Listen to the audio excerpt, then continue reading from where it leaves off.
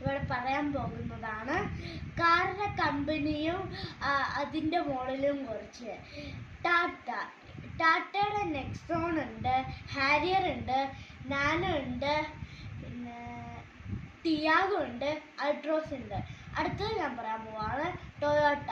അവർക്ക് land cruiser ഉണ്ട്, എട്ടിയോസ് ഉണ്ട്, പിന്നെ ഗ്ലാൻസ ഉണ്ട്, പിന്നെ ഫോർച്യൂണർ ഉണ്ട്, ഇന്നോവ ഉണ്ട്, പിന്നെ ഇന്നോവ ക്രിസ്റ്റ ഉണ്ട്.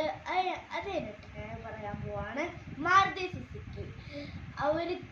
അവർക്ക് സ്വിഫ്റ്റ് ഉണ്ട്, ബൊലേനോ ഉണ്ട്, ഈക്കോ ഉണ്ട്, പിന്നെ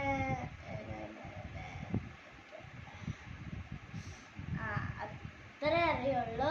അടുത്തത് ഞാൻ പറയാൻ പോകുന്നതാണ് BMW. BMWയുടെ ഇച്ചിരി അറിയുള്ളൂ. M5, MK5, പിന്നെ 2000. അടുത്തത് ഞാൻ പറയാൻ പോവാണ്